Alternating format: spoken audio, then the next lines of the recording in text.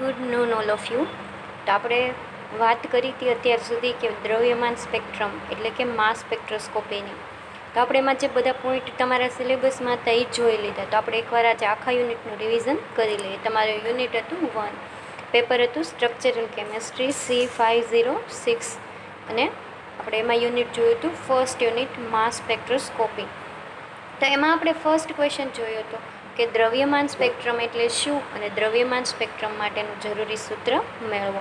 એ હતો આપણો first point. તો એમાં આપણે જોયું કોને કહેવાય દ્રવ્યમાન સ્પેક્ટ્રમ. તો ફર્સ્ટ ઓફ ઓલ આપણે જોયું હતું ડેફિનેશન કે જ્યારે પદાર્થ પર ઇલેક્ટ્રોન બીમ પ્રક્ષેપ કરી જુદા જુદા દ્રવ્યમાન ધરાવતા ધન આયનના ઘટકો મેળવી તેઓનું દ્રવ્યમાનના આધારે વિભાગીકરણ કરવાથી જે સ્પેક્ટ્રમ મળે છે એને આપણે શું નામ આપ્યું તો કે દ્રવ્યમાન સ્પેક્ટ્રમ. કે જ્યારે તમે પદાર્થ પર ઇલેક્ટ્રોન બીમ પ્રક્ષેપ કરો અને દ્રવ્યમાનના આધારે છે એ ઘન આયનના ઘટકો મળે અને એનું આપણે શેના આધારે ફરીવાર વિભાગીકરણ કરીએ તો કે એના દ્રવ્યમાન એટલે કે એના માસના આધારે વિભાગીકરણ કરવાથી જે સ્પેક્ટ્રમ મળે છે એને શું નામ આપ્યું આપણે દ્રવ્યમાન સ્પેક્ટ્રમ છે એવું નામ આપ્યું. એમાં આપણે જોયું હતું કે દ્રવ્યમાન સ્પેક્ટ્રમનો સિદ્ધાંત. તો એમાં જોયું હતું કે સંયોજનના દ્રવ્યમાન સ્પેક્ટ્રમના અભ્યાસમાં સ્પેક્ટ્રોમીટરમાં જુદા જુદા ધન આયનના ઘટકો મેળવી તેમને વી જેટલો વિદ્યુત ક્ષેત્ર, વી છે એ શેનો સિમ્બોલ છે તો કે વિદ્યુત ક્ષેત્રથી આકર્ષવામાં આવે છે અને દરેક આયન ઉપર છે એક સરખો વિદ્યુતભાર ઈ હોવાથી દરેક આયનને કેટલી શક્તિ મળે તો કે વી જેટલી વિદ્યુત શક્તિ મળે છે. આ આયનો વિદ્યુત ક્ષેત્ર વડે આકર્ષવાથી આ શક્તિનું શેમાં રૂપાંતર થાય છે તો કે ગતિ શક્તિમાં રૂપાંતર થાય છે. પછી આપણે નેક્સ્ટ પોઈન્ટ જોયો તો કે કોઈ પણ સંયોજન પર ઇલેક્ટ્રોન બીમ પ્રક્ષેપ કરવાથી તેનું નીચે પ્રમાણે આયનીકરણ થશે. કે જ્યારે એના ઉપર ઇલેક્ટ્રોન બીમ પ્રક્ષેપ કરો એટલે શું થાય તો કે એનું આયનીકરણ જોવા મળે. એટલે કે માનો કે અહીંયા કોઈ તમને એમ વજન ધરાવતો દ્રવ્યમાન સ્પેક્ટ્રમનો કોઈ અણુ આપ્યો છે, એના ઉપર આપણે ઇલેક્ટ્રોન બીમ પ્રક્ષેપ કર્યો એટલે એ છે એક ઇલેક્ટ્રોન મુક્ત કરે છે એટલે એના ઉપર ચાર્જ કેવો આવ્યો પોઝિટિવ અને ઇલેક્ટ્રોન છે એ દૂર થયા. પછી આપણે જોયું હતું તો કે અહીં છે M+A જુદા જુદા દ્રવ્યમાન ધરાવતા દાખલા તરીકે M1, M2, M3, M4 વગેરે દ્રવ્યમાન ધરાવતા સિંગલ પોઝિટિવ ચાર્જ ધરાવતા આયનો છે. આપણે M+ બરાબર ધારી શકીએ કે M1, M2, M3, M4 વગેરે અલગ અલગ દ્રવ્યમાન ધરાવતા અને એના ઉપર ચાર્જ કેવો છે તો કે સિંગલ પોઝિટિવ ચાર્જ ધરાવતા આયનો છે. આમ આ આયનોને ઈવી જેટલી વિદ્યુત શક્તિ મળવાથી તેનું રૂપાંતર શેમાં થયું ગતિશક્તિમાં. એટલે નીચે મુજબ આપણે સમીકરણ લખી શકીએ કે ગતિશક્તિ માટેનું સૂત્ર છે કે 1/2mv² અને વિદ્યુત શક્તિ કેટલી મળે છે તો કે વી જેટલી. એટલે કે આપણી પાસે સૂત્ર થઈ જાય ઈવી બરાબર 1/2mv², જ્યાં એમ બરાબર શું છે તો કે જુદા જુદા દ્રવ્યમાન ધરાવતા ઘન આયનના ઘટકોનું દ્રવ્યમાન છે કે એનું માસ એટલું વજન કેટલું છે.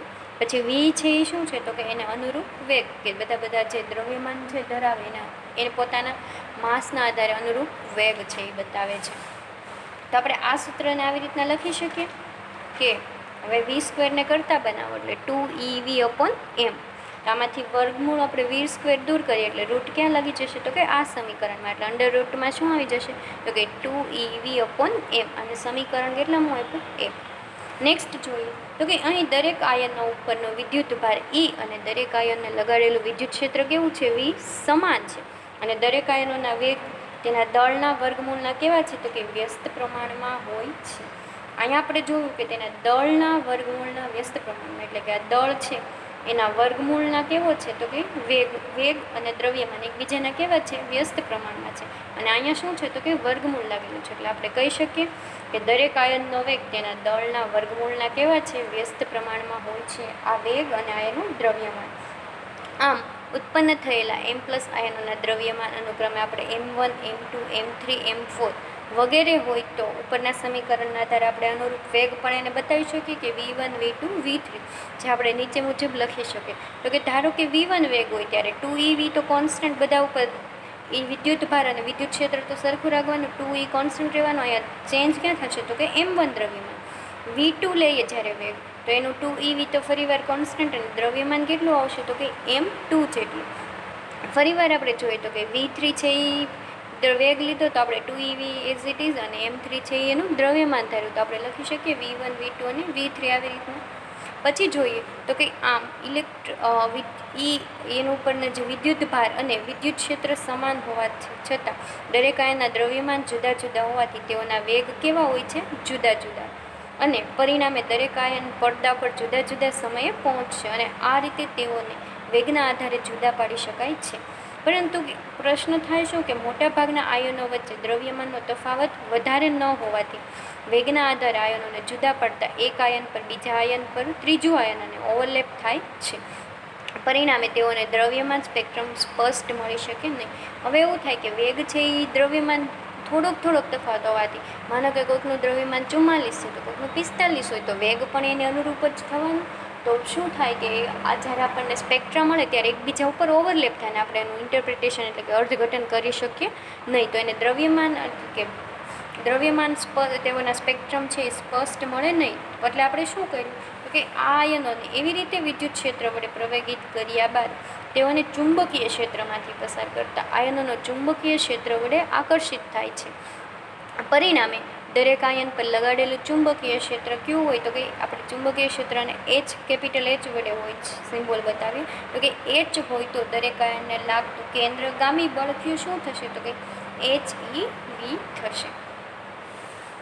સ્મોલ વી છે અહીંયા. તો જ્યાં H બરાબર શું છે, કેપિટલ H બરાબર તો કે લગાડેલા ચુંબકીય ક્ષેત્રની પ્રબળતા, સ્મોલ વી છે એ શું છે તો કે આયનનો વેગ, અને E છે એ શું છે તો કે આયન પરનો વિદ્યુત ભાર બતાવે છે.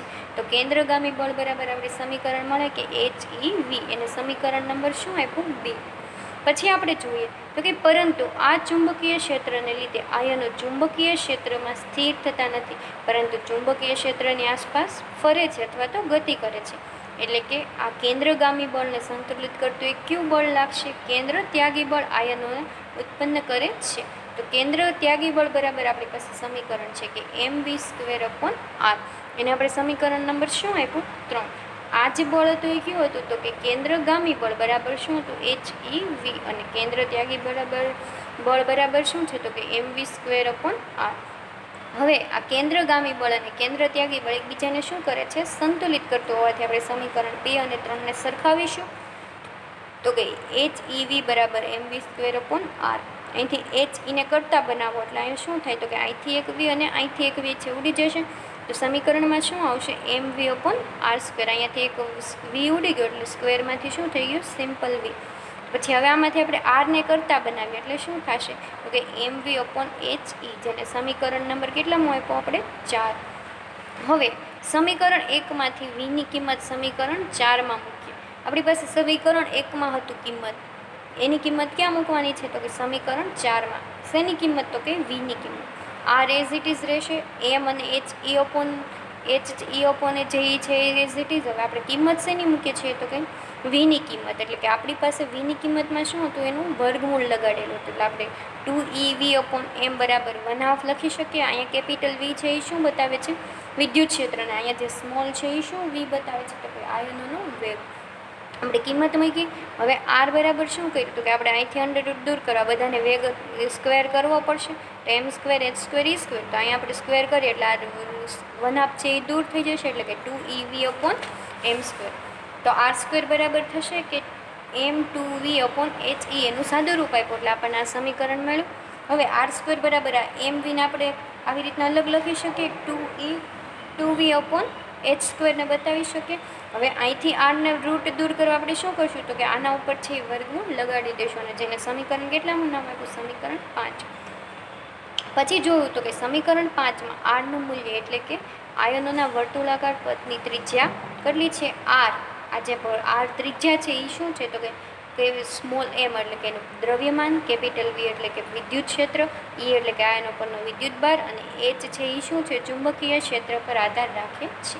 કે જ્યારે આયનો છે એ વર્તુળાકાર પથ પર એની ત્રિજ્યા પર ગતિ કરે છે ત્યારે r, m વિદ્યુત ક્ષેત્ર V અને આયનોનો વીજભાર E અને H એટલે કે ચુંબકીય ક્ષેત્ર પર આધાર રાખે છે. નેક્સ્ટ જોઈએ તો કે પ્રત્યેક આયનને લગાડેલું વિદ્યુત ક્ષેત્ર V, આયનો પરનો વિદ્યુત ભાર E અને પ્રત્યેક આયનને લગાડેલું ચુંબકીય ક્ષેત્ર H કેવું છે, સમાન હોવાથી આયનોના વર્તુળાકાર પથની ત્રિજ્યા r તેઓ દ્રવ્યમાનના વર્ગમૂળના કેવા છે, સમપ્રમાણમાં હોય છે. એટલે કે આયનોનું દ્રવ્યમાન વધુ હશે તો આરનું મૂલ્ય વધુ હશે, અને જો આયનોનું દ્રવ્યમાન ઓછું હશે તો આરનું મૂલ્ય કેવું થશે, ઓછું થશે. અહીંયા આપણે જોઈએ તો કે આર અને આ જે એમ છે એ કેવા છે, એકબીજાના સમપ્રમાણમાં છે, જ્યારે આર અને ઈ કેવું છે તો કે વ્યસ્ત પ્રમાણમાં છે. જો આરનું મૂલ્ય વધશે તો એમનું મૂલ્ય વધશે, અને જો આરનું મૂલ્ય ઘટશે તો એમનું મૂલ્ય ઘટશે. સમપ્રમાણમાં હોવાથી બંને કેવા છે, એક વધે તો બીજું પણ વધે, અને બીજું વધે તો પેલું પણ વધે. પછી જોયું તો કે આમ આયનોને તેમના દ્રવ્યમાનના આધારે જુદા પાડી શકાય છે, જે દ્રવ્યમાન સ્પેક્ટ્રમનો સિદ્ધાંત દર્શાવે છે. સમીકરણ 5 આપણે જોયું કે નીચે એના પરથી સમીકરણ આવું બીજું પણ લખી શકીએ. આપણી પાસે હતું કે આર સ્ક્વેર, આપણે અહીંયા રૂટ દૂર કરી નાખીએ અને શું લઈ લઈએ તો કે આર સ્ક્વેર. તો આપણે આર સ્ક્વેરને આવી રીતના બતાવી શકીએ કે આર સ્ક્વેર બરાબર M upon E into 2v upon H square. તો અહીંથી એમ અપોન ઈને કરતાં બનાવો એટલે શું થઈ જાય તો કે R square H square upon 2v થઈ જશે. જે સમીકરણ નંબર કેટલો આપ્યું, 6. કેટલીક વખત છે દ્રવ્યમાન સ્પેક્ટ્રમના સિદ્ધાંતનું સમીકરણ 6 વડે પણ દર્શાવવામાં આવે છે, અથવા તો આપણે સમીકરણ 5 મુજબ પણ દર્શાવી શકીએ અને સમીકરણ 6 વડે પણ દર્શાવી શકીએ. બંને છે એ દ્રવ્યમાન સ્પેક્ટ્રમના સિદ્ધાંતનું જ સમીકરણ છે. તો આ હતું કે દ્રવ્યમાન સ્પેક્ટ્રમ એટલે શું અને દ્રવ્યમાન સ્પેક્ટ્રમનો સિદ્ધાંત. હવે આપણે જોવાનું છે કે દ્રવ્યમાન સ્પેક્ટ્રમ મેળવવાના સાધનનું વર્ણન કરો અને જરૂરી આકૃતિ દોરી તેની કાર્ય પદ્ધતિ સમજાવો. માસ સ્પેક્ટ્રમ, દ્રવ્યમાન સ્પેક્ટ્રમ એટલે શું તમને પૂછાય તો એનું કાર્ય પદ્ધતિ છે. તો પહેલાં આપણે એની રચના જોઈએ કે દ્રવ્યમાન સ્પેક્ટ્રમની રચના જોવા કેવી મળે. તો આપણે જોયું હતું કે અહીંયા શું છે તો કે મોલેક્યુલર લીક. મોલેક્યુલર લીકમાંથી આયનો કઈ તરફ જાય છે, સેમ્પલ ફોક્સિંગ સ્લીટ. જ્યાંથી શું થાય તો કે અહીંયા એક સ્લીટ રાખેલી હોય 3 પ્રકારની. એમાં પ્રથમ ત્વરક સ્લીટ, પછી વચ્ચે આવે ફોક્સિંગ સ્લીટ અને બીજી હોય દ્વિતીયક ત્વરક સ્લીટ. આ પ્રથમ ત્વરક સ્લીટ, ફોક્સિંગ સ્લીટ અને દ્વિતીયક ત્વરક સ્લીટ મળીને શેની રચના કરે છે તો કે ત્વરક ખંડોની રચના કરે છે. હવે શું થાય તો કે ફિલામેન્ટમાંથી તમે ઇલેક્ટ્રોન બીમ પ્રક્ષેપ કરો એટલે એ ક્યાં આવે તો કે સેમ્પલ ફોક્સિંગ સ્લીટ ઉપર ફોકસ થાય અને એ કઈ તરફ આગળ વધશે તો કે આયનીકરણ ચેમ્બરમાં એટલે કે એનોડ તરફ. ત્યાંથી ક્યાં આવશે, પ્રથમ ત્વરક સ્લીટ ઉપર, પછી ફોક્સિંગ સ્લીટ ઉપર અને દ્વિતીયક ત્વરક સ્લીટ ઉપર. ત્યાંથી આયનો આગળ વધી અને ક્યાં આવશે તો કે એક શૂન્ય અવકાશ કરેલી વેક્યુમ ટ્યુબ, જે કાચની નળી હોય છે અને એમાં કેવું હોય છે, શૂન્ય અવકાશ કરેલું. એની બહારથી લોહી ચુંબક રાખવામાં આવે છે. શું કામ તો કે આયનો છે એના પોતાના લોહી ચુંબક તરફ આકર્ષાય અને પોતાના દ્રવ્યમાનના આધારે છે એ જુદા જુદા પથ પર ગતિ કરે એ માટે બહારથી છે એ લોહી ચુંબક રાખવામાં આવે છે. બાકી આ લોહી ચુંબક છે એ દ્રવ્યમાન માસ સ્પેક્ટ્રમનું જે સ્પેક્ટ્રોમીટર છે એનો કોઈ પાર્ટ છે નહીં, પણ બહારથી એક અલગ ચુંબક મૂકવામાં આવે છે. હવે વેક્યુમ ટ્યુબમાંથી આયનો પ્રથમ ક્યાં આવશે તો કે ફોક્સિંગ સ્લીટ ઉપર. ત્યાં ફોકસ થઈને ક્યાં આગળ વધશે, પૂર્વ ઘટક તરફ. પૂર્વ ઘટક તરફથી ક્યાં આવશે તો કે આયન સંગ્રાહક પ્લેટ તરફ. આયન સંગ્રાહક પ્લેટમાંથી આયનોને કઈ તરફ મોકલશે, એના દ્રવ્યમાનના આધારે છે એ રેકોર્ડરમાં સ્પેક્ટ્રા છે એ રેકોર્ડ થશે. અને એ રેકોર્ડરમાં છે અલગ અલગ પ્રકારના ગેલ્વેનોમીટર જોડાયેલા હોય છે. અને જે આખી રચના છે ફોક્સિંગ સ્લીટ, પૂર્વ ઘટક અને આયન સંગ્રાહક પ્લેટ મળીને શેની રચના કરે છે, આયન સંગ્રાહકની રચના કરે છે. આયન સંગ્રાહકમાં આટલા જે ઘટકો આવેલા હોય છે. તો આપણે જોઈએ કે હવે અલગ અલગ પ્રકારના કાર્ય છે એ કઈ પ્રમાણે કરે છે. તો એમાં આપણે જોઈએ તો કે દ્રવ્યમાન સ્પેક્ટ્રમ મેળવવા માટેના સાધનને દ્રવ્યમાન સ્પેક્ટ્રોમીટર કહે છે. લાક્ષણિક 180 સિંગલ ફોક્સિંગ સ્લીટ ફોક્સિંગ દ્રવ્યમાન સ્પેક્ટ્રમનું રેખાચિત્ર આપણે જોયું કે કાર્ય પદ્ધતિ નીચે પ્રમાણે છે. તો કે લાક્ષણિક 180 સિંગલ ફોક્સિંગ દ્રવ્યમાન સ્પેક્ટ્રોમીટરના 5 ભાગો છે એ પાડવામાં આવ્યા છે, જે આપણે જોઈએ. તેમાં પહેલું છે સેમ્પલ હેન્ડલિંગ સિસ્ટમ, બીજું છે આયોનાઇઝેશન એન્ડ એસિલરેટેડ ચેમ્બર, થર્ડ છે એનાલાઇઝર એન્ડ મેગ્નેટ એટલે કે વિશ્લેષક નળી અને લોહ ચુંબક, ફોર્થ છે આયન કલેક્શન એન્ડ એમ્પ્લીફાયર એટલે કે આયન સંગ્રાહક અને પ્રવર્તક, અને પાંચમું છે રેકોર્ડર. તેમાં પહેલું જોઈએ કે સેમ્પલ હેન્ડલિંગ સિસ્ટમ. તો હવે સેમ્પલ હેન્ડલિંગ સિસ્ટમ પદ્ધતિમાં શું થાય તો કે પદાર્થને માપસર દાખલ કરવાની યુક્તિ હોય છે, જેમાં સૌપ્રથમ ગેસ બલ્બ દ્વારા પદાર્થનું વાયુ સ્વરૂપમાં રૂપાંતર કરવામાં આવે છે. આ માટે પદાર્થને માપસર દાખલ કરવા માટે સૂક્ષ્મ દબાણ માપક યંત્ર હોય છે, તેમજ પદાર્થને માપસર દાખલ કરવાની યુક્તિ હોય છે, જેને મોલેક્યુલર લીક તરીકે ઓળખવામાં આવે છે, જેનો પહેલો પાઠ આપણે જોયો હતો. કેટલીક વખત પ્રવાહી પદાર્થને વિચ્છેદક નળી દ્વારા પણ સીધા દાખલ કરવામાં આવે છે.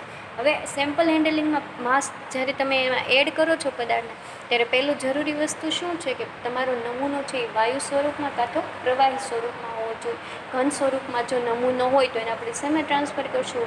વાયુ ફોર્મમાં અથવા તો લિક્વિડ ફોર્મમાં છે એ ટ્રાન્સફર કરશું. પછી આપણે નેક્સ્ટ જોયું હતું કે આયોનાઇઝેશન એન્ડ એસિલરેટેડ ચેમ્બર એટલે કે આયનીકરણ અને ત્વરક ખંડો. હવે મોલેક્યુલર લીકમાંથી અથવા તો સેમ્પલને ફોકસિંગ સ્લિટ વડે ફોકસ કરીને આયનીકરણ ચેમ્બરમાં દાખલ કરવામાં આવે છે. હવે આયનીકરણ ચેમ્બરમાં 2 પ્રકારની બેટરી હોય છે. પહેલાં છે એ તો કે ફિલામેન્ટને 15 ઇલેક્ટ્રોન વોલ્ટવાળી બેટરી વડે, ત્યારબાદ 70 ઇલેક્ટ્રોન વોલ્ટવાળી બેટરી વડે ગરમ કરવાથી ફિલામેન્ટમાંથી ઇલેક્ટ્રોન બીમ ઉત્પન્ન થાય છે, જે સેમ્પલ સાથે અથડામણ અનુભવીને કઈ તરફ જાય છે તો કે એનોડ તરફ. આથી આયનીકરણ ચેમ્બરમાં જુદા જુદા દ્રવ્યમાન ધરાવતા સિંગલ પોઝિટિવ ચાર્જવાળા ધન આયનો ઉત્પન્ન થાય છે.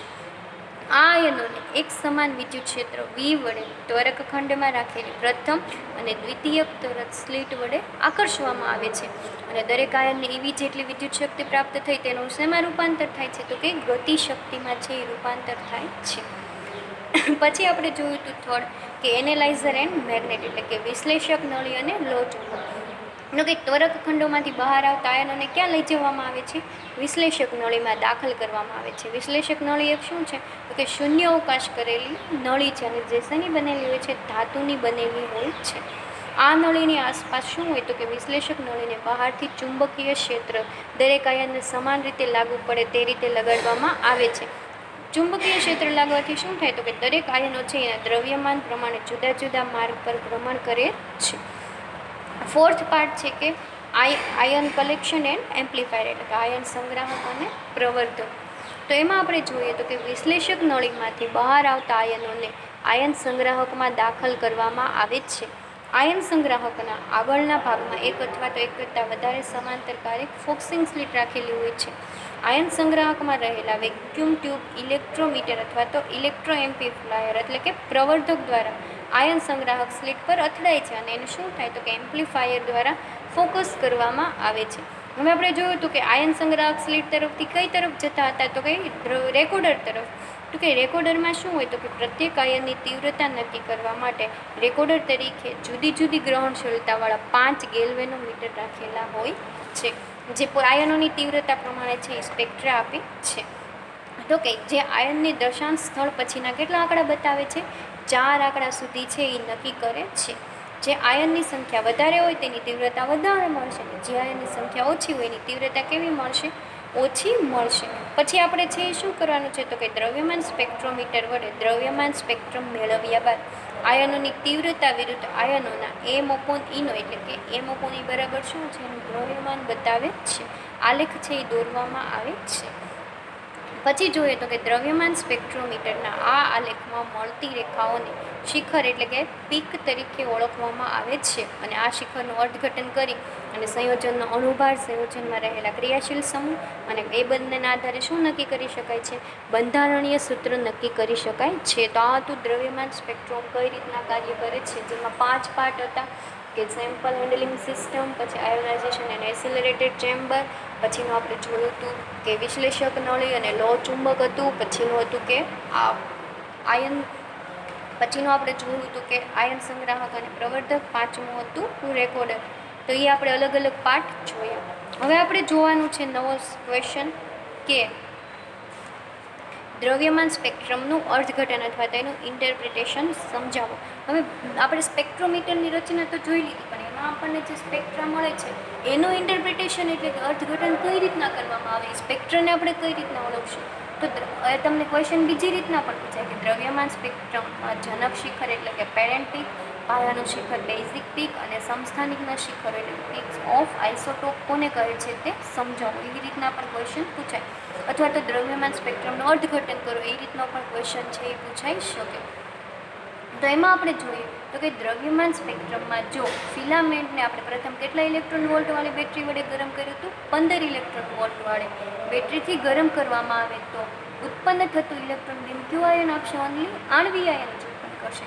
પરંતુ ત્યાર પછી જો તમે 70 ઇલેક્ટ્રોન વોલ્ટવાળી બેટરી વાપરવામાં આવે તો આગળ ફ્રેગમેન્ટેશન એટલે કે વિઘટન થવાથી શક્ય હોય તેટલા જુદા જુદા પ્રકારના આયનો ઉત્પન્ન થાય છે, જેઓના દ્રવ્યમાન અને તીવ્રતા પરથી તીવ્રતા વિરુદ્ધ M/E નો આલેખ દોરવામાં આવે તો મળતી જુદી જુદી રેખાઓ એટલે કે તેમાં જોવા મળતા શિખરોનું અર્થઘટન છે એ આપણે કરી શકીએ છીએ.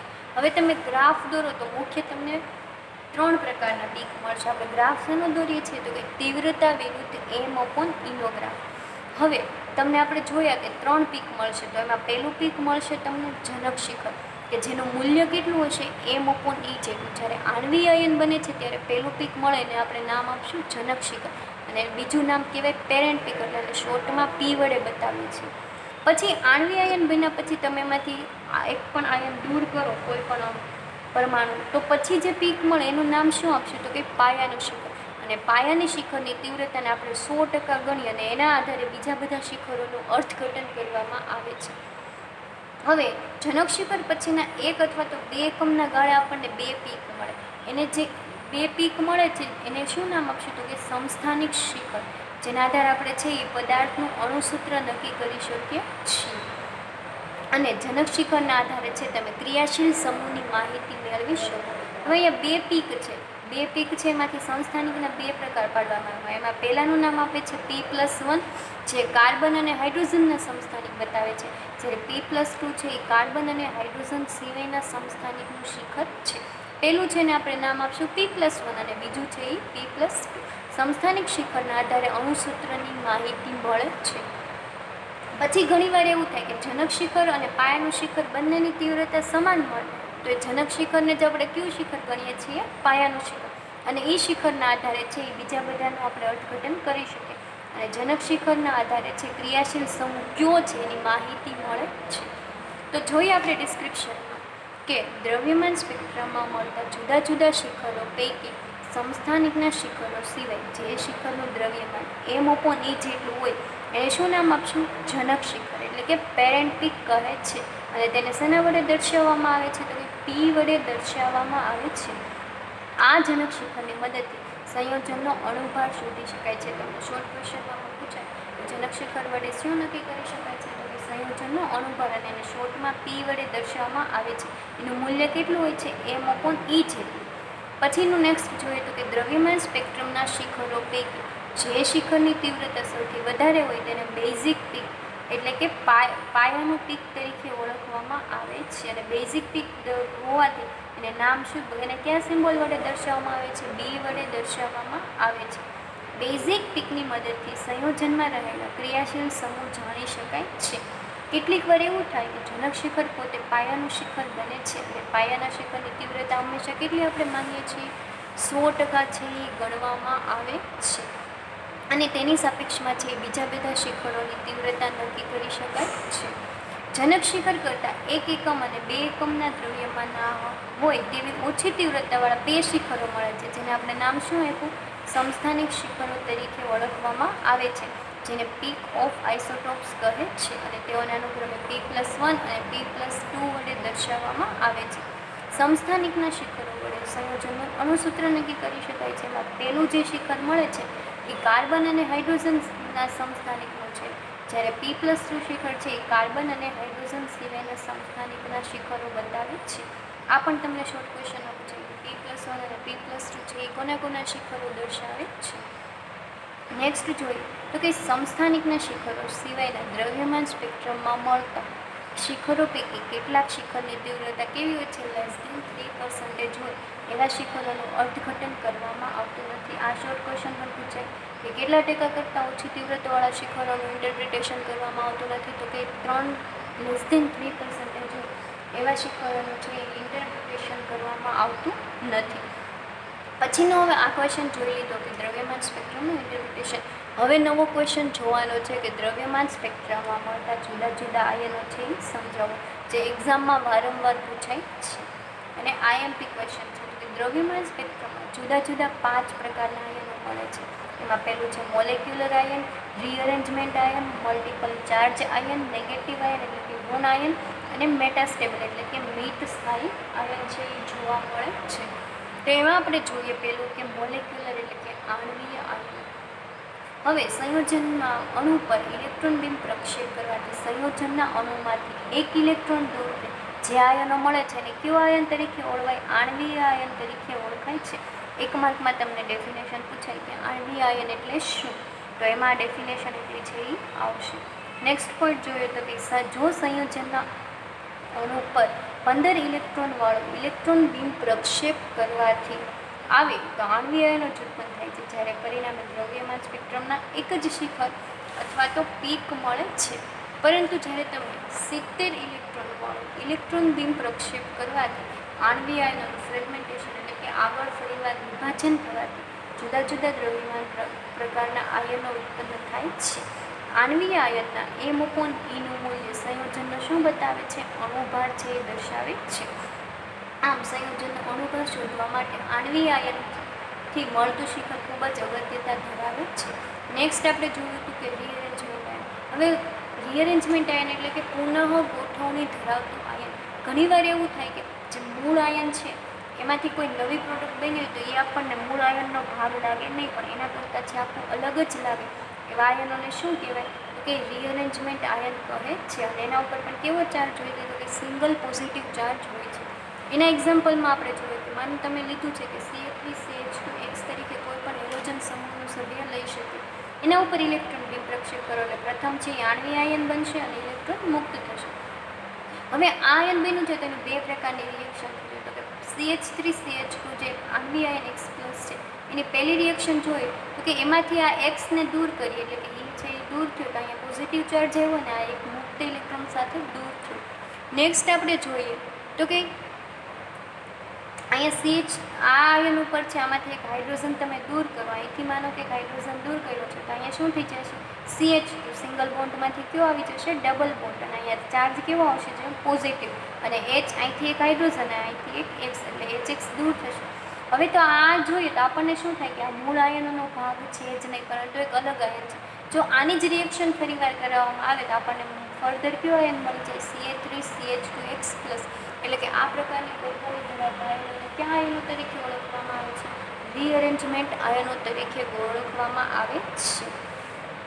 નેક્સ્ટ થર્ડ જોઈએ તો કે મલ્ટિપલ ચાર્જ આયન. નામના આધારે જ આપણને ખબર પડી જાય કે એક કરતાં વધારે ચાર્જ આયન ધરાવતા હોય એટલે કયું કહેવાય, મલ્ટિપલ ચાર્જડ આયન તરીકે ઓળખવામાં આવે છે.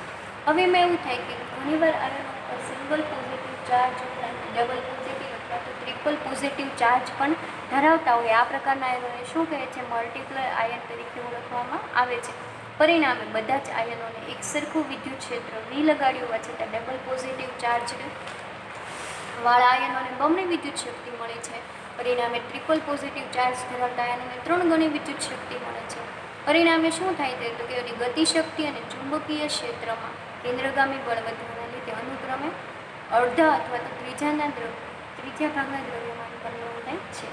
ચોથું જોઈએ તો કે નેગેટિવ આયન્સ એટલે કે ઋણ આયનો છે. કેટલીક વાર દ્રવ્યમાન સ્પેક્ટ્રમમાં મળતા આયનો આપણે હંમેશા જોયું હતું કે પોઝિટિવ ચાર્જ ધરાવતા જ આયનો મળે, પણ અમુક વાર એવું થાય કે ઋણ આયનો પણ ઉત્પન્ન થાય છે. આવા આયનોનો ઉપર ચાર્જ કેવો હોય તો કે નેગેટિવ હોય છે, એટલે તેને નેગેટિવ આયન તરીકે ઓળખવામાં આવે છે. આ આયનો છે એ 3 પ્રકારે બની શકે છે. માનો કે તમે આપણે 3 રિએક્શન જોઈએ તો કે પહેલા ઉપર તમે ઇલેક્ટ્રોનનો પ્રક્ષેપ કરો એટલે આખો નેગેટિવ આયન બન્યો. હવે જેને આયન બન્યો છે તો એના ઉપર માનો કે તમે ઇલેક્ટ્રોન બીમ પ્રક્ષેપ કર્યો તો એક ઉપર પોઝિટિવ એક ઉપર નેગેટિવ ચાર્જ.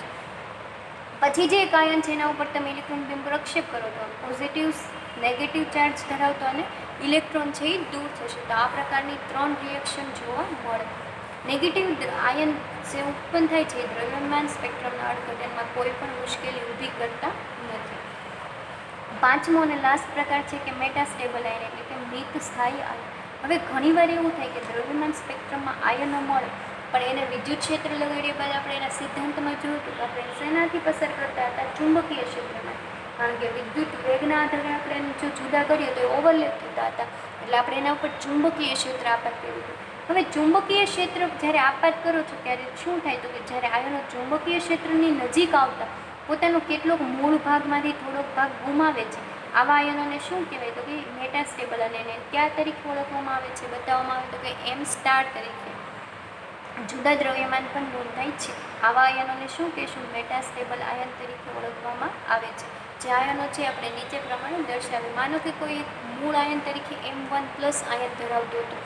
હવે એના તમારા ઉપર ચુંબકીય ક્ષેત્રમાંથી પસાર કર્યું એટલે એને થોડોક મૂળ ભાગ ગુમાવ્યો. એ કયા રૂપે ગુમાવ્યો, એમો રૂપે ગુમાવ્યો. અને જે નવો આયન બન્યો મૂળ ભાગ ગુમાવીને એને શું નામ આપ્યું આપણે M2+. જ્યારે મેટાસ્ટેબલ આયનની ગણતરી કરવી ત્યારે એને M સ્ટાર તરીકે બતાવશું ઇઝ ઇક્વલ ટુ M2 જે આયન નવો બન્યો છે એનો સ્ક્વેર અપોન જે મૂળ આયન હતો એ આપણે લેશું. આના આધારે છે આપણે મેટાસ્ટેબલ આપણે નક્કી કરી શકીએ.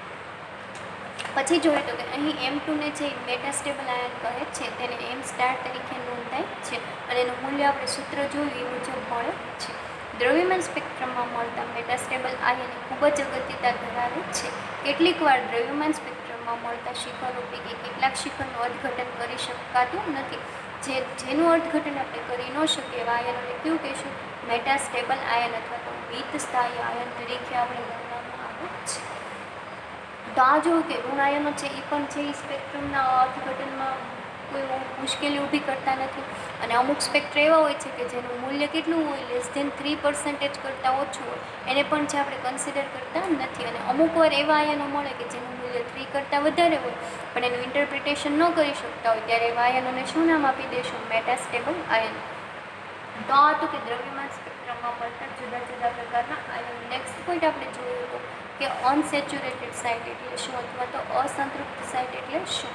એનો ક્વેશ્ચન બીજી રીતે પણ પૂછાય કે અસંતૃપ્ત સાઇટનો રિંગ રૂલ અથવા તો ચક્રીય નિયમ જણાવો અને અસંતૃપ્ત સાઇટ શોધવાનું સૂત્ર આપો.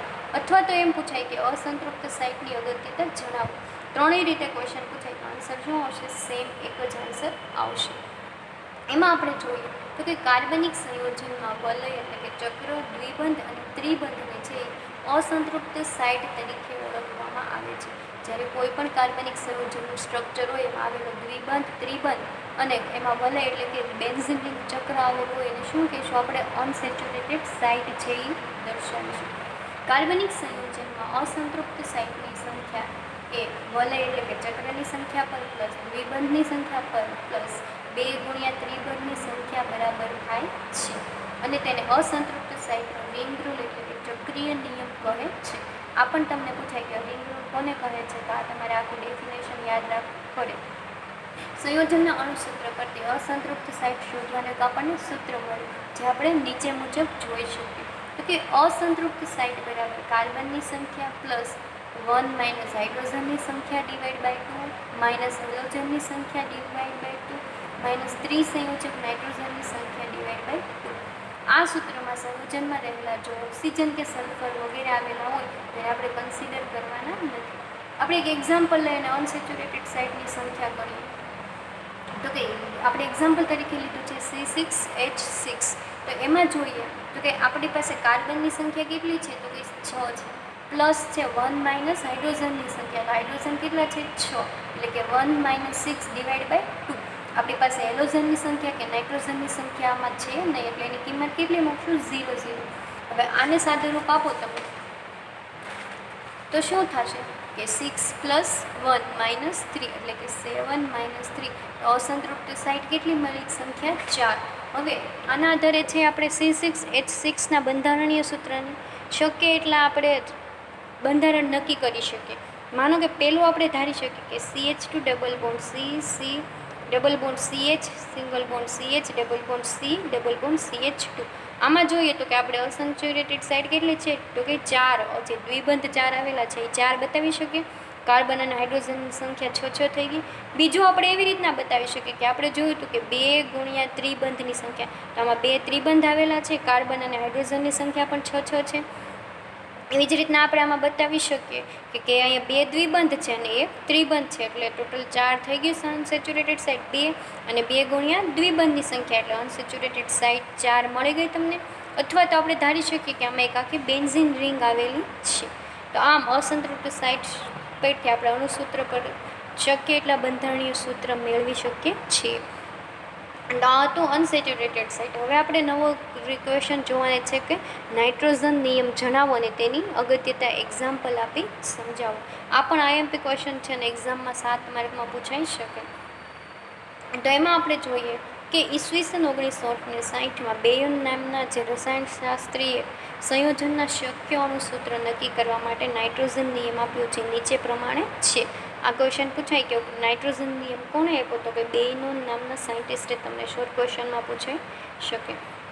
એમાં આપણે જોઈએ તો કે જો કાર્બનિક સંયોજનનો અણુભાર બેકી હોય કાં તો સંયોજનમાં નાઇટ્રોજન હોતા જ નથી, અને જો હોય તો કેવી સંખ્યામાં હશે? બેકી સંખ્યામાં.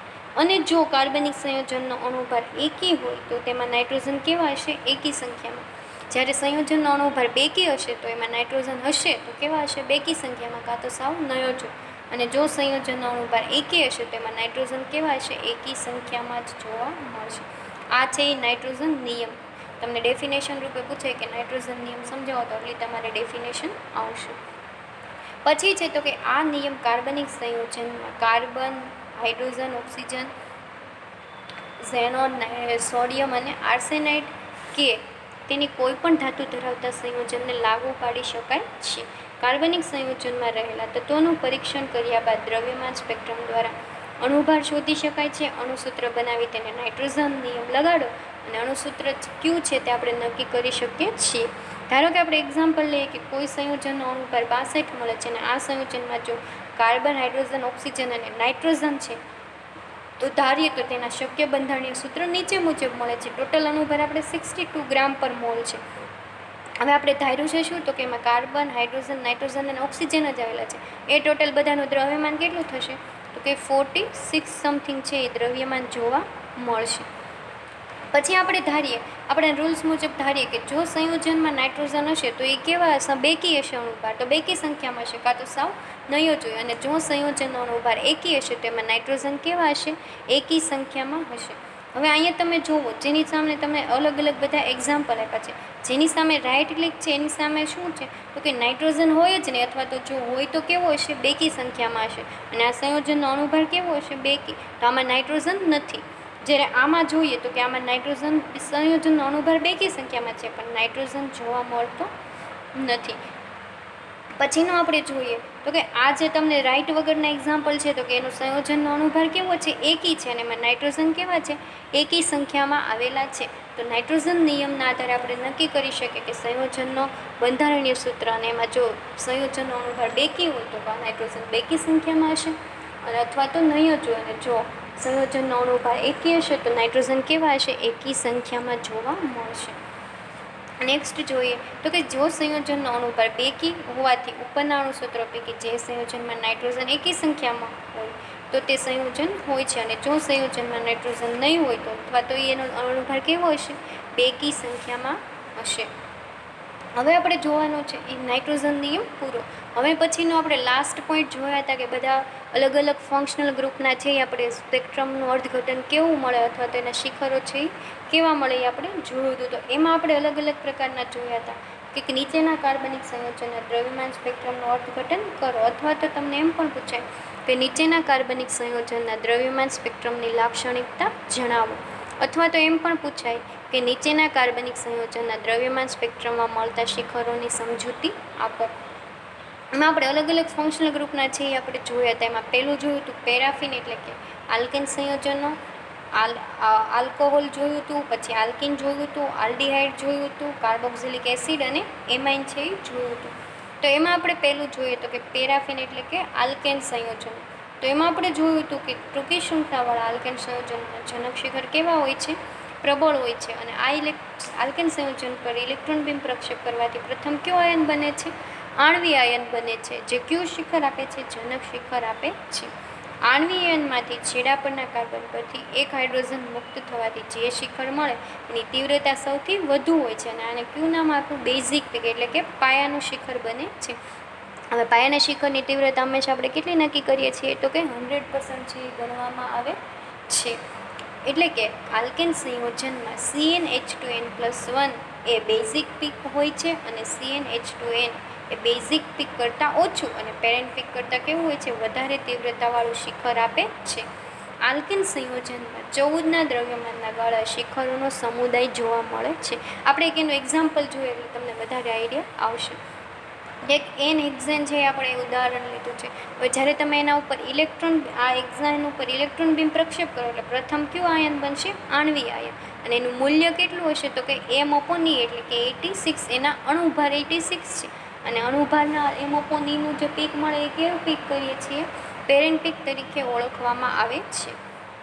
હવે આપણે કીધું કે છેડા પરના કાર્બન પરથી એક હાઇડ્રોજન દૂર કરો અને પછી જે પીક મળે એ કયું પીક આપે છે? Basic peak. અહીંથી તમે CH3માંથી એક હાઇડ્રોજન રિમૂવ કરો છો એટલે અહીંયા શું થઈ જાય છે CH2+, અને એ જે પીક મળે એ કયું હશે, આનું પીક બેઝિક પીક, અને એની તીવ્રતા કેવી આવશે, સૌથી વધારે. અહીંથી એક હાઇડ્રોજન દૂર થયો એટલે અણુભાર કેટલો થઈ ગયો, 86માંથી 85. હવે ફરીવાર એક હાઇડ્રોજન છે એ તમે છેડા પરથી દૂર કરો એટલે અહીંયા શું થશે H. ફરીવાર અણુભારમાં એકનો ગાળો આવ્યો એટલે કેટલો થયો 83. હવે H દૂર થઈ ગયા પછી વધ્યું શું, તો કે કાર્બન. કાર્બન તમે દૂર કરો એટલે અણુભારમાં કેટલો તફાવત આવશે, કાર્બનનો અણુભાર કેટલો છે 12, એટલે 83માંથી 12 બાદ કરતા M/E બરાબર કેટલું મળ્યું 71. હવે આપણે જોઈએ તો ફરીવાર અહીંયા CH2 વધ્યા, એમાંથી એક હાઇડ્રોજન તમે ફરીવાર દૂર કરશો એટલે અણુભાર કેટલો થઈ ગયો 70.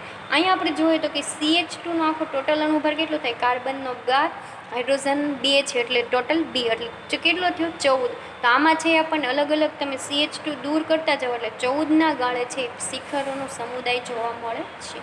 હવે આપણે એવી જ રીતના અહીંયા હાઇડ્રોજન દૂર કર્યો, ફરીવાર કાર્બન દૂર કર્યો, એટલે અહીંયા તમે CH2 આખી આલ્કેન શ્રેણી દૂર કરતા જાઓ. તો આપણે ગ્રાફ શેનું દોરીએ છીએ, તો કે તીવ્રતા વિરુદ્ધ M/E નું. હવે પહેલાં આપણને જે 86ના ગાળે પીક મળ્યો એને શું નામ આપ્યું, પેરેન્ટ પીક. પછી એક હાઇડ્રોજન દૂર કર્યો એટલે 85 ઉપર આપણને શું મળ્યું, બેઝિક પીક. ફરીવાર એક હાઇડ્રોજન દૂર કર્યો એટલે 84 ઉપર મળશે, પાછો એક હાઇડ્રોજન દૂર કર્યો એટલે 83 ઉપર બનશે. પેરેન્ટ પીક છે એ કયું છે, તો કે જે આખો સંયોજનનો અણુભાર છે એનો. હવે તમે કાર્બન દૂર કરો છો એટલે કે આખો અહીંનો સમુદાય એક મળ્યો. હવે 12ના ગાળે અથવા તો 14ના ગાળે આપણને ફરીવાર પીક મળશે, તો કે એ 71 ઉપર, 70 ઉપર અને 69 ઉપર. આગળ ફરીવાર તમે આલ્કેન શ્રેણી દૂર કરતા જાઓ એટલે ફરીવાર 14ના ગાળે છે તમને એક શિખરોનો સમુદાય જોવા મળે છે. પછીનું આપણે નેક્સ્ટ જોયું હતું કે ઓલિફિન એટલે કે આલ્કિન સંયોજનો, પેરાફિન એટલે કે આલ્કેન સંયોજનો, અને ઓલિફિન એટલે કે આલ્કિન સંયોજનો. તો સેમ આલ્કિન સંયોજનોમાં પણ પેરાફિનની જેમ જ આપણે જોવાનું છે.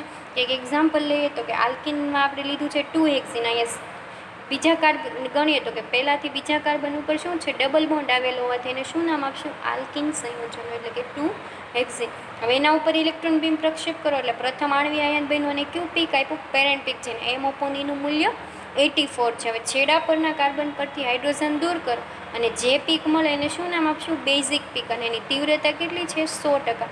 એક હાઇડ્રોજન દૂર થયો એટલે M/E કેટલું થઈ ગયું 84માંથી 83. ફરીવાર તમે એક કાર્બન દૂર કરો છો એટલે એનું મૂલ્ય કેટલું થયું 82.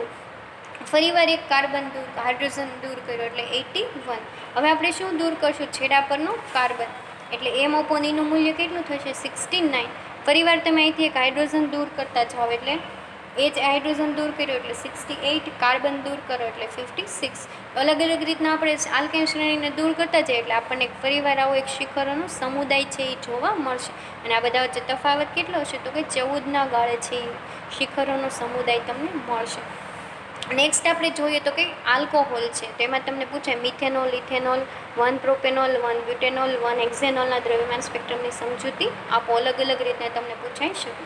હવે આલ્કોહોલમાં 3 પ્રકાર આવશે કે તમને છે એ પ્રાઇમરી આલ્કોહોલ, સેકન્ડરી અને ટર્શરી આલ્કોહોલ. એમાં પ્રાઇમરી આલ્કોહોલ અને સેકન્ડરી આલ્કોહોલના છે એ પ્રબળ હોય છે, જ્યારે ટર્શરી આલ્કોહોલના આણ્વીય આયનની સાંદ્રતા કેવી હોય છે, ખૂબ જ નિર્બળ હોવાથી જનક શિખર પણ કેવા મળે છે, નિર્બળ.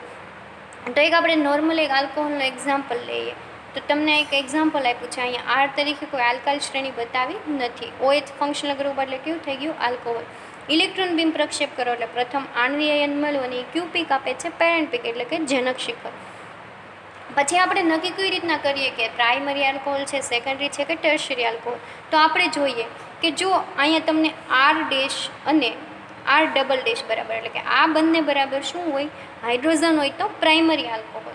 પછી તમને કીધું કે જો R" બરાબર હાઇડ્રોજન હોય તો સેકન્ડરી આલ્કોહોલ, અને જો આ ત્રણેય બરાબર હોય, આલ્કાઇલ સમૂહ હોય, તો એને શું નામ આપશું, ટર્શરી આલ્કોહોલ તરીકે ઓળખવામાં આવે છે. હવે આપણે આણ્વીય આયનોનું છે અલગ અલગ પ્રમાણે વિઘટન કરશું. તેમાં CO બંધની નજીકના CC બંધનું વિઘટન થવાથી આપણને એક પીક મળશે, એનું મૂલ્ય કેટલું હશે 31 ઉપર, અને આ શિખરની તીવ્રતા કેવી હોય છે, સૌથી પ્રબળ હોવાથી હવે પ્રબળ શિખર છે એ કયા તરીકે ઓળખાશે, પ્રબળ શિખર છે એ હંમેશા આપણે બેઝિક પીક તરીકે લઈએ છીએ. અને આલ્કોહોલનું પાયાનું શિખર કેટલા ઉપર મળશે, તો કે 31 ઉપર જોવા મળશે. તો આપણે એમાં જોઈએ કે અલગ અલગ રીતે આલ્કેન શ્રેણીમાંથી કેટલા સંયોજનો દૂર કરી શકીએ. તો કે એક માનો કે સૌપ્રથમ આપણે એક એક્ઝામ્પલ લીધું છે. અહીંયા તમને કોઈ અણુની સંખ્યા બતાવી નથી. તો હવે આપણે આમાં જોઈએ તો કે તમે આમાંથી પહેલાં છે આણ્વીય આયન બનાવ્યો એટલે પેરેન્ટ પીક મળ્યું. હવે આપણે આમાંથી છે પાણીનું અણુ દૂર કરવાના છે. તો અહીંથી OH અને અહીંથી એક હાઇડ્રોજન દૂર થઈને શું દૂર થશે? H2O. એટલે કે અહીંથી એક હાઇડ્રોજન દૂર થયો તો શું આવી ગયું? CH2. પછી અહીંથી OH દૂર થઈ ગયું એટલે અહીંયા CH2 વધ્યો અને અહીંયા જે મિડલમાં હતું CH2N અહીંયા આવી ગયું. તો આજે આપણને તફાવત કેટલો મળ્યો? પાણીનો અણુ દૂર થયો એટલે 18ના ગાળે એક છે પીક જોવા મળશે. પછીનો આપણે એક એક્ઝામ્પલ લઈએ તો કે એક હેક્ઝેનોલનું એક્ઝામ્પલ તમે લીધું છે, જેમાં કેટલા કાર્બન છે? તો કે 6 કાર્બન હોવાથી અને આલ્કોહોલ સમૂહ આવેલો હોવાથી એનું નામ શું થશે? હેક્ઝેનોલ. તો એમાં આપણે જોઈએ તો કે એમાં આપણે હેક્ઝેનોલમાં એનો ટોટલ અણુભાર કેટલો થયો? 102 અને ક્યુ પીક આપે છે આણ્વીય આયન પેરેન્ટ પીક. હવે એમાંથી માનો કે તમે આલ્કાઇલ શ્રેણી દૂર કરો છો, એટલે કે આટલી આલ્કાઇલ શ્રેણી તમને બતાવી તમે દૂર કરો એટલે વધે શું લાસ્ટમાં? CH2OH. અને એનું જે તેની પીક મળે એની તીવ્રતા કેવી હોય? સૌથી વધારે. એટલે એનું M/Eનું મૂલ્ય ગણીએ તો કેટલું થાય? CH2OHનું 31. એટલે કે 100% તીવ્રતા બેઝિક પીકની હોય છે અને બેઝિક પીક આલ્કોહોલમાં કેટલાય મળે છે? 31 ઉપર. પછી માનો કે તમે અહીંથી એક હાઇડ્રોજન દૂર કરો છો, એટલે કે અહીંથી OH બાજુમાંથી શું થશે? H દૂર થશે એટલે મૂલ્ય 102માંથી કેટલું થશે? 101. પછી જ્યારે તમે પાણીનું અણુ દૂર કરો ત્યારે આપણે જોયું હતું કે અહીંથી એક H અને અહીંથી OH એટલે 18ના ગાળે પીક મળવાથી 102માંથી મૂલ્ય કેટલું થઈ જશે? 84. આ રીતના છે આપણે અલગ અલગ પ્રકારના હાઇડ્રોજનનો આપણે બધા આલ્કેન શ્રેણી દૂર કરી અને છે પીક મેળવી શકીએ અને આપણને આવી રીતના છે આખી સમાંતર શ્રેણી મળે. જ્યારે આ આખાની તમે પીક લ્યો છો 102 ઉપર એટલે કે પેરેન્ટ પીક. પછી તમે ધીરે ધીરે એક એક આલ્કાઇલ શ્રેણી દૂર કરતા જાઓ અને આ બધી આલ્કાઇલ શ્રેણી જ્યારે દૂર કરો અને જે બેઝિક પીક મળે એ કયું હશે? 31 ઉપર અને એની તીવ્રતા કેટલી હશે? 100% જોવા મળશે. નેક્સ્ટ આપણે જોયું હતું કે આલ્ડીહાઇડ. તો એમાં આપણે જોઈએ તો કે એક આલ્ડીહાઇડનું એક્ઝામ્પલ લીધું છે. તો કે અહીંયા આપણે આલ્કેલ શ્રેણી નક્કી કરી નથી, આલ્કેલ બરાબર R રાખ્યું છે. તો આમાં જોઈએ તો કે આલ્ડીહાઇડ પર ઇલેક્ટ્રોન બીમ પ્રક્ષેપ કરો એટલે પ્રથમ આપણને છે એ પેરેન્ટ પીક મળ્યું. હવે અહીંથી આપણે એક હાઇડ્રોજન દૂર કરો તો અહીંયા વધે શું? RCO. અને હાઇડ્રોજન દૂર થાય એટલે એકના તફાવતના ગાળે પીક મળશે. માનો કે તમે આખી આલ્કાઇલ શ્રેણી દૂર કરો એટલે વધે શું? ઓનલી CH અને O.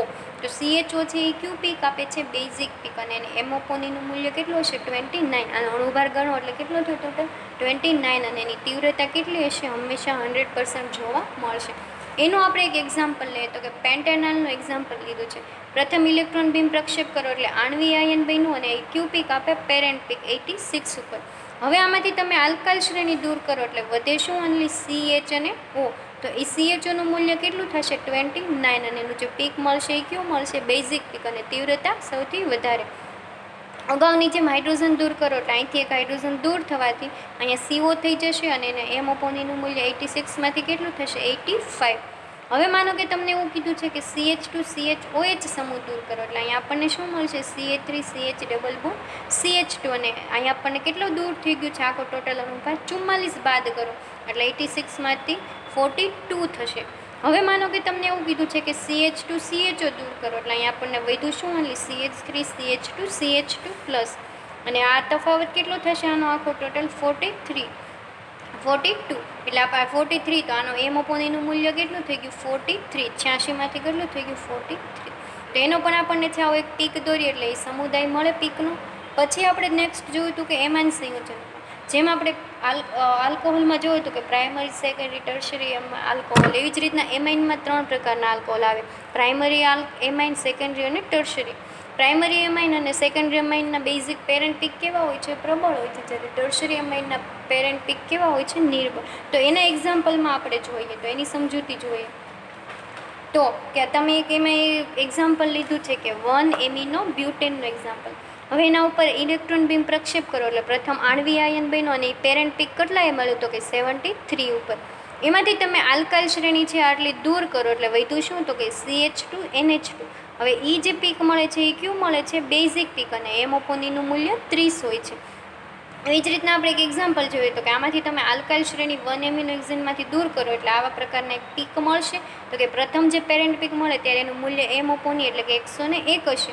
પછી તમે આમાંથી ધીરે ધીરે CH2 દૂર કરતા જાઓ એટલે અહીં આપણને 86, 72, 58, 44 અને આખી આલ્કાઇલ શ્રેણી દૂર કરો એટલે CH2NH2નું એક જે પ્રબળ પીક મળશે હંમેશા કેટલાય મળે છે? 30 ઉપર.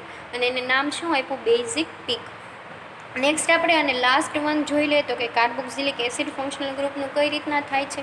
તો એનું એક્ઝામ્પલ આપણે લઈએ તો કે બ્યુટેનોઇક એસિડનું લીધું છે. અહીંયા OH ગ્રુપ COOH છે.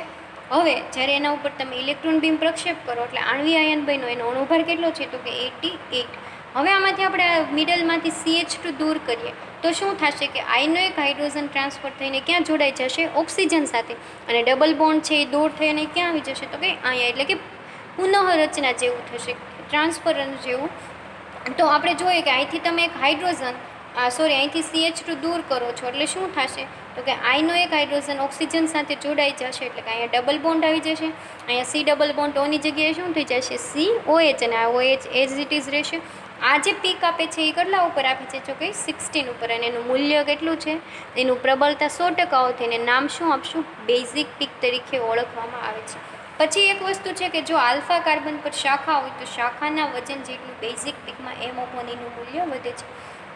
આલ્ફા કાર્બન કોને કહેવાય તો કે COH સમૂહની નજીકના કાર્બનને શું કહેશું આપણે, આલ્ફા કાર્બન. માનો કે આ કાર્બન ઉપર જો કોઈ બ્રાન્ચ આવેલી હોય COH સમૂહના નજીકના કાર્બન પર, તો એવા કાર્બનને કેવું કહેવાય, આલ્ફા કાર્બન કહેવામાં આવે છે.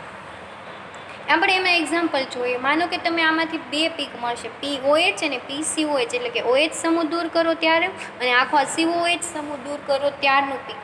તો એમાં આપણે જોઈએ તો પ્રથમ આપણે OH સમૂહ દૂર કરીએ છીએ. તો જ્યારે તમે OH સમૂહ દૂર કરશો એટલે આપણે છેડા પરથી OH દૂર થશે, એટલે અહીંયા વધશે શું તો કે CH3 CH2 CH2 C double bond O, અને એનું મૂલ્ય કેટલું હશે 71 ઉપર. એટલે કે આપણે OH દૂર કર્યું તો આપણને એક POH 17ના ગાળે પીક મળશે. હવે આપણે શું કરશું તો કે આખું COH ગ્રુપને દૂર કરી દેશું, તો અહીંયા વધશે શું ઓનલી CH3 CH2 CH2, અને PCOHનો આપણને એક પીક કેટલાએ મળશે, કેટલાના ગાળે 45ના ગાળે, અને આ જે વધ્યું છે એનું મૂલ્ય કેટલું થશે 43. તો આ રીતના છે એસિડમાં પણ આપણને શિખરોનો સમુદાય મળે. માનો કે આપણે કોઈ એક એક્ઝામ્પલ લઈએ કેપ્રોઇક એસિડનું, એમાંથી આપણે જોઈએ તો કે એનો આપણને પીક કઈ રીતના મળશે. હવે આમાં છે એ બે રીતના જોવામાં આવશે, એક આલ્કાઇલ શ્રેણીના આધારે અને એક ઓક્સિજનયુક્ત ઘટકના આધારે. આલ્કાઇલ શ્રેણીના એમોપોનીના મૂલ્ય થશે 29 43 57, જ્યારે ઓક્સિજનયુક્ત ઘટક ધરાવતી શ્રેણીના મૂલ્ય થશે તમારે કે 45 59 અને 73 જેવા થશે. તો કેપ્રોઇક એસિડમાં આપણે જોઈએ તો કે આ પીકમાં છે આખું મૂલ્ય બતાવ્યું છે. હવે જ્યારે આ આખું પીકનું મૂલ્ય કેટલું છે તો કે 116 જેટલું છે. જ્યારે 116 ઉપર મળશે ત્યારે એ કયું હશે, એનું પેરેન્ટ પીક. હવે અહીંથી જોઈએ આ શ્રેણીના આધારે તો આપણે આલ્કાઇલ શ્રેણી દૂર કરીએ છીએ, એટલે કે CH2 CH2 CH2 દૂર કરો. હવે ઓક્સિજન ઘટકયુક્ત શ્રેણીના આધારે જોઈએ તો માનો કે તમે આ COHને દૂર કરો છો તો 45 થશે, પછી CH2 દૂર કરો 59 73 અને 87. તો આ રીતના છે બે પ્રકારની કે આલ્કાઇલ શ્રેણી અને ઓક્સિજન ઘટકયુક્ત ધરાવતી શ્રેણીના આધારે આખી એક પીક જોવા મળશે. તો આપણે આ હતું માસ સ્પેક્ટ્રોસ્કોપી, જેમાં આપણે બધા પોઈન્ટ જોયા એ આજે ફરીવાર એકવાર રિવિઝન કરી લીધું. તો આઈ હોપ કે તમને આ યુનિટ છે એ સમજાઈ ગયું હશે. Thank you all of you.